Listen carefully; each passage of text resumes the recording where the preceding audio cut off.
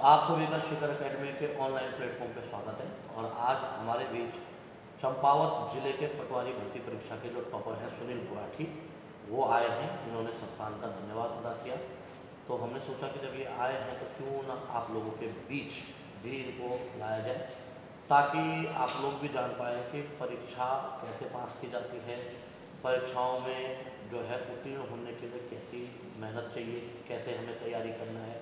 क्योंकि बहुत सारे बच्चे आप में से फ्रेशर होंगे, और जो फ्रेशर होंगे तो उनका ये जानना बहुत ज़रूरी है कि अगर हमें किसी भी परीक्षा को उत्तीर्ण करना है, हमें अगर सफलता पाना है, तो उसके लिए क्या क्या चीज़ें इम्पोर्टेंट हैं। तो हम आपका जो मुलाकात सुनील बुराठी से कराना चाहेंगे, और सुनील बुराठी आप लोगों को बताएंगे कि इन्होंने किस प्रकार से तैयारी की, इनकी क्या क्या स्ट्रेटेजी रही। तो मैं चाहूँगा कि अब सीधा सुनील बुराठी आप लोगों को बताएं। सबसे पहले गुरुजी का बहुत बहुत धन्यवाद संस्थान में बुलाने के लिए। और मैंने वैसे तो तैयारी मैंने 2016 से आर्मी की तैयारी करी थी। वहाँ दौड़ में तो सफलता पा ली थी, लेकिन मेडिकल में नहीं हो पाया था वहाँ मेरा। और उसके बाद मैं 2020 के एंड में देहरादून आया, और मैंने शिखर स्टडी एकेडमी को पर यहाँ पे आया, और सर का गाइडेंस मिला अच्छी, बहुत बढ़िया। और उसके बाद मैंने लगातार कंटिन्यू रहा, और सर के सैटरडे का जो पेपर होता था उसमें मोटिवेशन देते रहते सर से, लगातार कंटिन्यूटी बनाए रखी। और मैंने फिर लगातार 2021 और 22 में लगातार देहरादून रह के ही तैयारी करी। फिर 2022 में फिर पेपर कोई पेपर नहीं हुए थे, तो 23 में फिर मैंने लगातार पेपर कंटिन्यू रखा और पेपर देते रहा, तो फिर सफलता मिलनी मेरे को। फिर आपको किन किन परीक्षाओं में सफलता मिली है? सर सबसे पहले तो मेरा पटवारी लेखपाल चंपाव से हुआ, फिर कनिष्ठ सहायक लोक सेवा आयोग वाला, और फॉरेस्ट गार्ड, और अभी ये बीडीओ और बीपीडीओ में भी सिलेक्शन हो।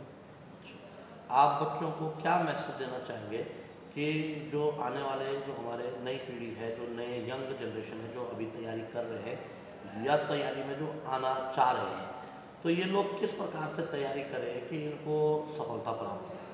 सबसे पहले तो एक मार्गदर्शन बहुत ज़रूरी होता है। जो भी आना चाह रहा है, मतलब जिसको इस फील्ड में एक्सपीरियंस है कई सालों से, उनसे वार्ता करके और उनसे पूछ के कि कैसे करना है और किस फील्ड में जाना है, और अपनी कमजोरी जो है उसको दूर करने की कोशिश करें। और जैसे कि सर बहुत बढ़िया मार्गदर्शन करते हैं, तो सर के पास आके आप इनसे पूछ सकते हैं कि मैं किस फील्ड में जा सकता हूँ। अगर उत्तराखंड की तैयारी करनी है तो आपको सबको पता है कि देहरादून में नंबर 1 इंस्टीट्यूट है, तो यहाँ आके सर से संपर्क कर सकते हो और इनसे आगे की रणनीति जान सकते हो। तो सुनील, मेरा आपसे एक प्रश्न ये भी है कि आपने जब तैयारी की प्रारंभ में है, तो होता क्या है कि आप लोगों का तो इतना अच्छा बेस बन गया है, आपने लगभग सभी किताबें पढ़ ली है, लेकिन जो नया बच्चा होता है उसको प्रारंभ में क्या क्या पढ़ना चाहिए? सर प्रारंभ में सबसे पहले तो बेसिक जो चीज़ें होती है, किसी भी एग्ज़ाम का एक बेसिक पैटर्न होता है वो पूरा करना पड़ता है। जैसे सिलेबस हो गया, सबसे पहले सिलेबस कवर करना पड़ता है। उसके बाद प्रैक्टिस सेट बहुत ज़रूरी होती है उसके लिए। फिर प्रैक्टिस सेट में हमें ये पता चलता है कि हमारी कमज़ोरी कहाँ है, और हम जो पढ़ रहे हैं सही पढ़ रहे हैं या गलत पढ़ रहे हैं, और जो भी कमी लग रही है सर लोगों से डिस्कशन करके उनसे पूछ के दूर की जा सकती हो। और फिर उनको सबसे पहले तो सिलेबस ख़त्म करना बहुत ज़रूरी होता है। सिलेबस कवर हो गया तो उसके बाद फिर प्रैक्टिस लगाओ, और बेसिक बुक पढ़ो पहले सबसे पहले। अच्छा सुनील, मेरा एक प्रश्न ये भी है जी कि जब आप तैयारी में रहे तो आपके शुरुआत में आपने कई एग्ज़ाम नहीं निकाले होंगे। जी आपका सर। जैसे आप कह रहे हैं कि मैंने आर्मी की तैयारी की, जी सर।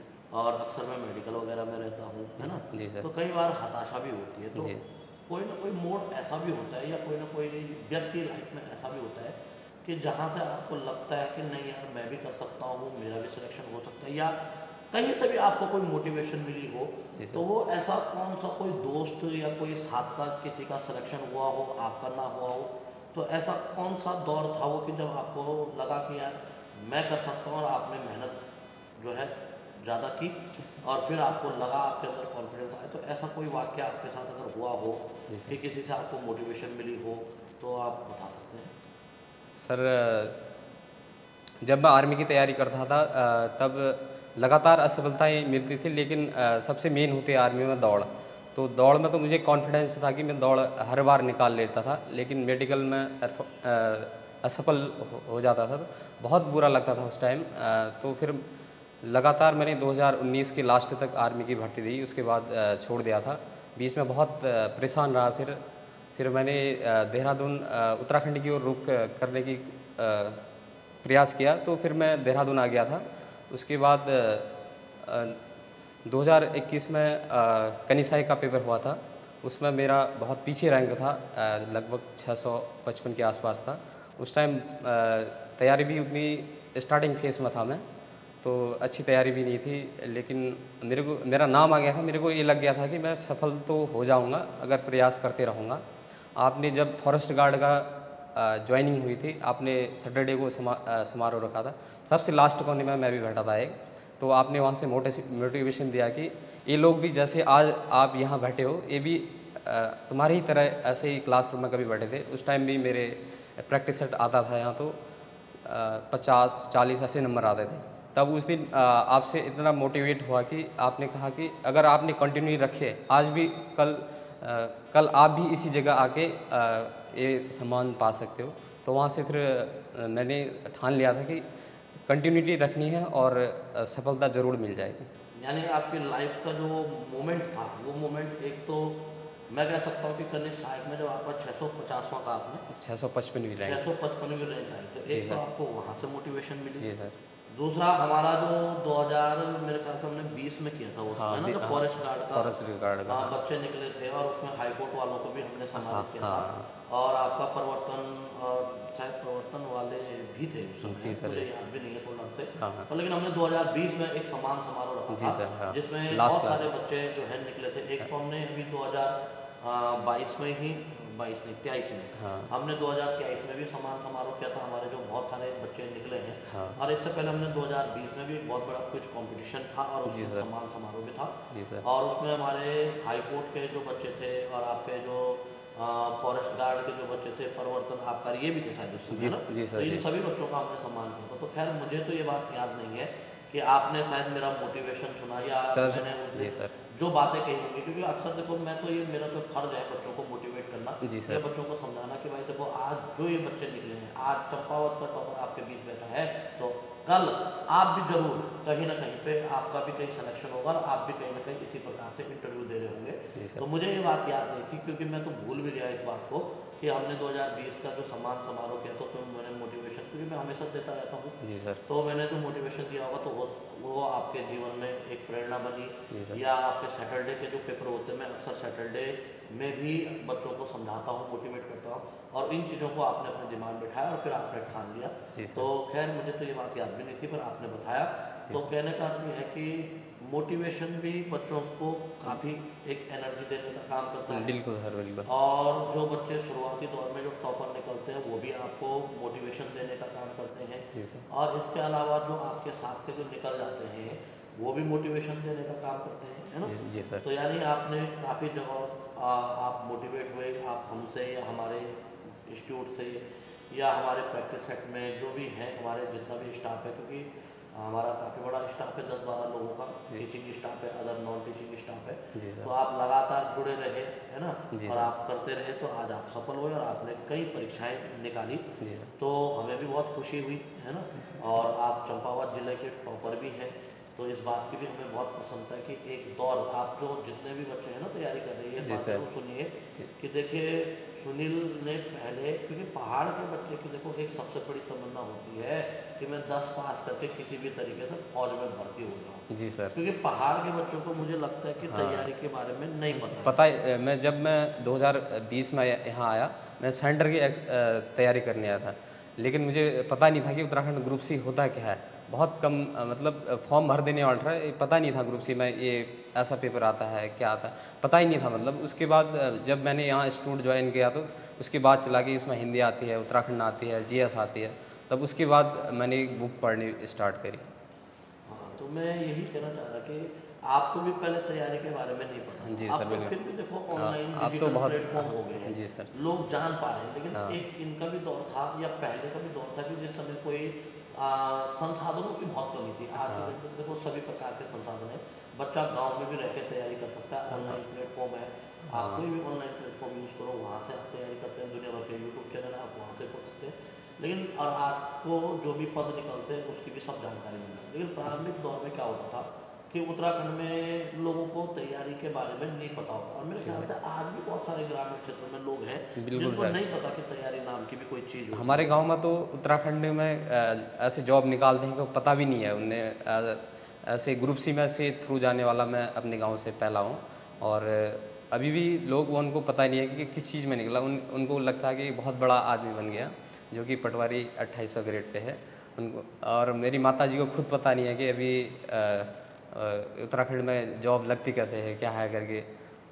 तो बहुत पीछे है अभी हमारे पहाड़। बिल्कुल बिल्कुल, आपकी जी। बात सही है। अभी भी हमारे पहाड़ों में आपका जो है जानकारियाँ का अभाव है। अभाव। तो चलो, मैं चाहूँगा कि आप जैसे होनहार के बच्चे हैं, ये लोगों को प्रेरित करने का भी काम करें। जी मैं बिल्कुल चाहूँगा सर। कि आप अपने गांव में कभी एक दिन एक मीटिंग बुलाओ गांव के लड़कों की, जी सर। और गांव के बच्चों को समझाओ जी। कि भैया तैयारी होती कैसे है। क्योंकि देखो वैसे आजकल फिर भी लोगों को पता है, हाँ। और फिर भी अभाव है जानकारी का। बहुत तो मैं ज़्यादा। चाहूँगा कि आपने सफलता पाई, आपका जीवन सफल हुआ, जी सर। तो आपको इसका यूटिलाइज जो है ना अन्य लोगों को भी करना चाहिए बिल्कुल प्रेरित। सर। कि आप किसी से प्रेरित हुए, हाँ। आप 4 लोगों को प्रेरित करोगे, 4 औरों को प्रेरित करोगे, तो हमारा समाज निश्चित रूप से आगे बढ़ेगा। जी सर, तो बिल्कुल। मैं आपसे मेरी आपसे ये अपेक्षा है कि आप अपने गांव जब भी जाओगे तो आप गांव में सबसे पहले क्या करोगे कि गांव के लड़कों को इकट्ठा करोगे और जी उनको तैयारी के बारे में बताओगे कि भाई कैसे तैयारी होती है, क्या क्या पद होते हैं, इनका क्या महत्व है।